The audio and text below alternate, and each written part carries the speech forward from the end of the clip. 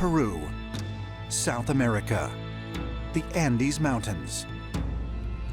9,000 feet above sea level, in an area the Inca people once called the Sacred Valley, lie the ruins of the ancient city of Ollantaytambo. Once serving as both a temple and a fortress, mainstream historians claim Ollantaytambo was built around 1440 AD by the Inca Emperor Pachacuti. But some scholars believe Ollantaytambo was built upon the ruins of a far older city, one whose origins remain unknown. The gate behind me is called the Gateway of the Gods, and it was built several thousand years before the Inca arrived here. It was built by a culture we call the Uranpacha. We give them that name because we have no idea who they were, where they came from, or where they went. It's clearly evident that the earliest parts of Ollantaytambo dates to at least 12,000 years old, if not older. From the research I have been able to determine, this was built by the Arak civilization. The Arak people are as ancient as what would be the equivalent to Adam or the first humans.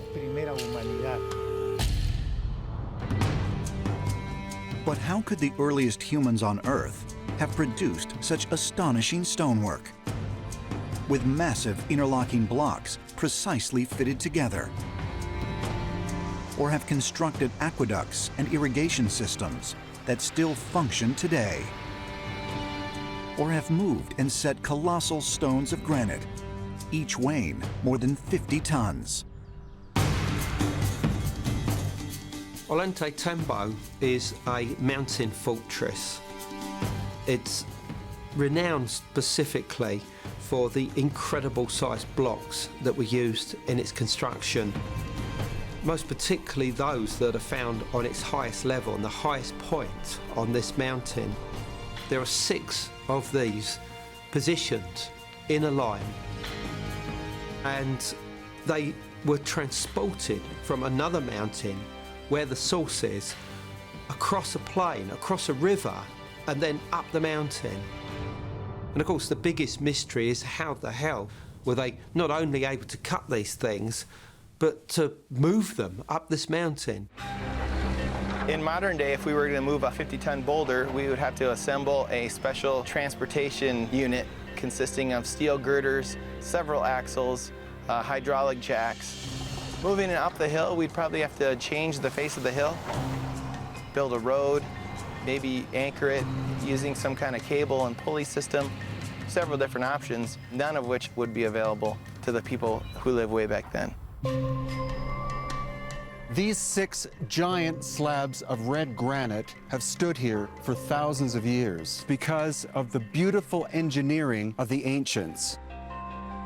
If there is a major earthquake, these shims can ride up and down, absorbing the shock of the earthquake, and that keeps the giant slabs in place. The ability to fit perfectly fitting stones of several tons in weight together, so that a single human hair can't fit in between them, is not a question of sweat or man hours. It's a question of technology.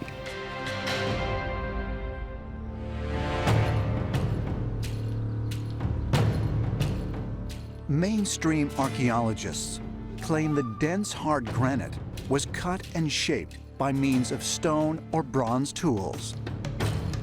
But evidence of such tools has never been found at the site. And stranger still is the means by which the mammoth rocks are bonded into place, as if fused together by an unknown form of energy. It's almost as if 2 stones were leaned together and they infused it with some type of high radiation beam or a laser that would then fuse the rocks together. They could then stack a 3rd rock and create another fused area. There is no explanation for how they had the ability to create such a high heat source and fuse these rocks in such an intricate fashion. Caral has only been excavated for possibly the last 20 or 30 years. It was a huge trading center that connected the coast of Peru, the highlands of Peru, and even the Amazon jungle 4,500 years ago. Aside from featuring the remains of many impressive ancient structures, Caral appears to have been designed very much like a modern metropolis, with specific districts dedicated to various trades, along with dwellings for as many as 3,000 inhabitants. At Caral, we've got this incredible urban planning. It has indications of the use of science. Definitely engineering, definitely mathematics when we start looking at the planning, the structure of these particular sites. It's a huge complex. They're discovering more and more of it. So as you drive off the highway towards Caral, there are ruins on the left side and the right side going on for miles. So it was a very major center. Probably the most incredible thing is the central pyramid. It's quite massive and the excavations are ongoing. Standing some 90 feet tall, the Great Pyramid of Caral occupies an area of 5 acres, or nearly 4 football fields.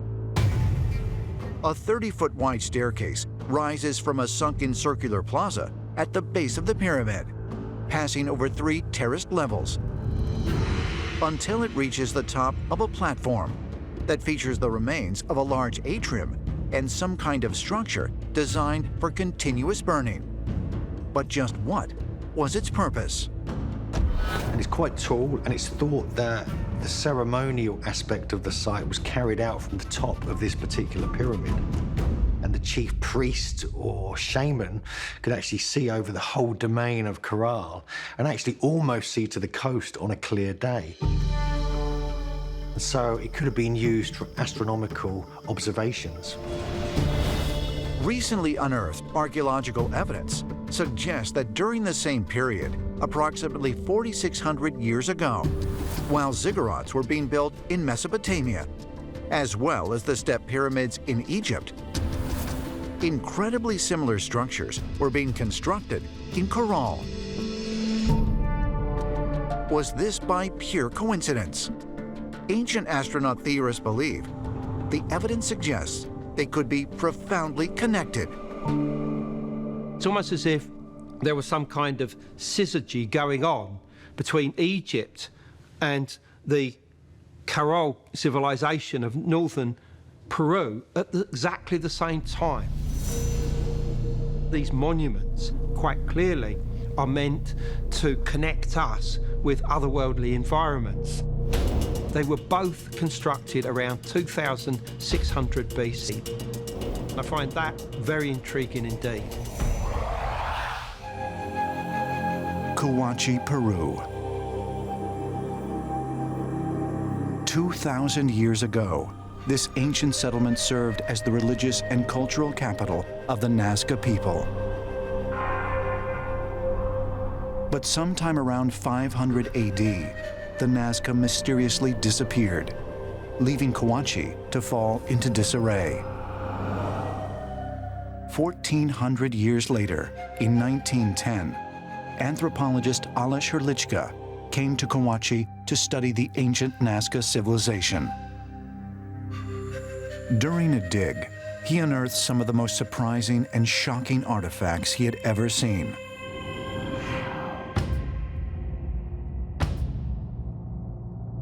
They were skulls with enormous, elongated craniums. Where did they come from? How did they get there? And were they human? In Peru, we find these weird, elongated skulls. And they're bizarre looking. I mean, and these people look like aliens.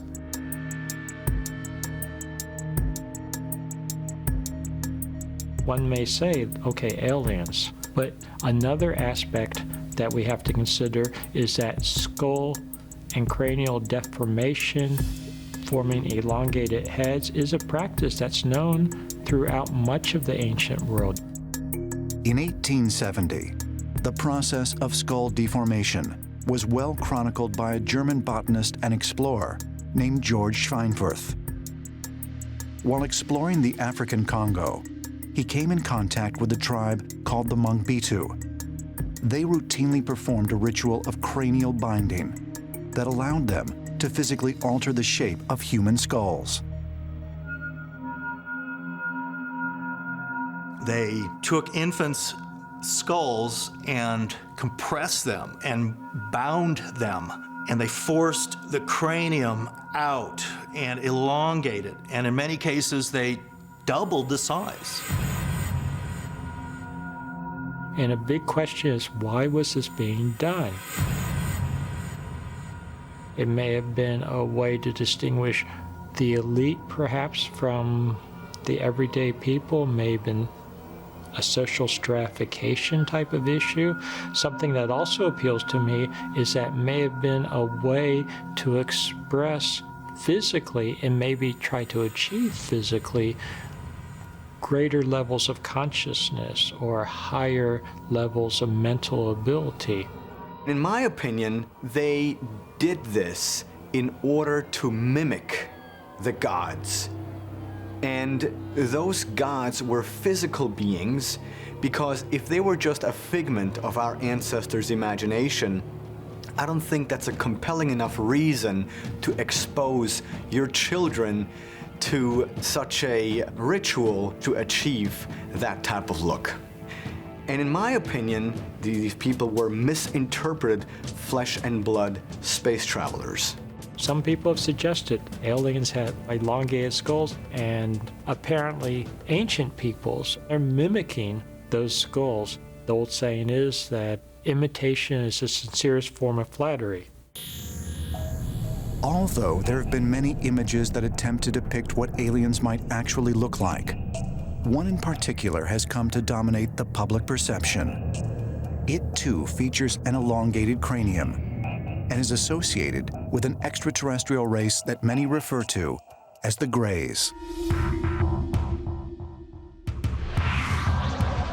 In terms of entities, one very common description are the so-called Greys. 3.5, 4 feet tall, essentially humanoid, but very spindly, with disproportionately large heads and huge black almond-shaped eyes. But would someone in a primitive society really want to replicate this look and deform their skull? Some archaeologists have a different perspective. They point to artistic self-expression as an explanation of these customs. There are all kinds of people that either worship the body or use the body as art, be it a tattoo or a piercing of some sort, or tribes that put things in their ears or in their lips to try to grow parts of their body. Some societies we know practiced binding parts of the body, feet or heads, and try to make certain shapes. And this was done for whatever reason. We know today that this isn't usually the most healthy thing to do, but it doesn't mean people don't do it. The people are always trying to change their body to make it look a certain way. While exploring a burial site near Caral in 2003, archaeologist Caral Ruins made a remarkable discovery. One of the artifacts that is uncovered and recovered in Caral Supe is this gourd fragment. And on this gourd fragment is an image of this, what has come to be called a staff god. So it's this little guy, and he's standing, holding what appears to be a staff in each of his hands. Incredibly, radiocarbon dating of the gourd fragment revealed that it is roughly 4,300 years old. The artifact's extraordinary age suggests the deity drawn on it was worshipped by the people of Caral.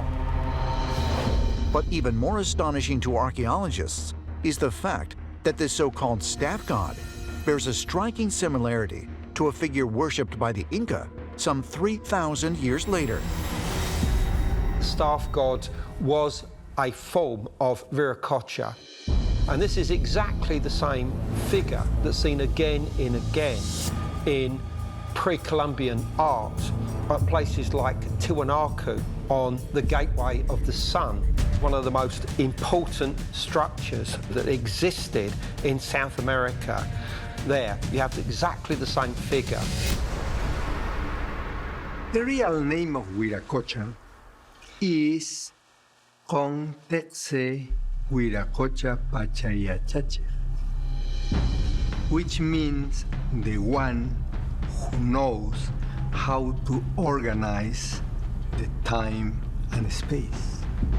And he was teaching all the knowledge of civilization, how to domesticate animals, how to create tools, how to heal themselves, how to build houses and everything.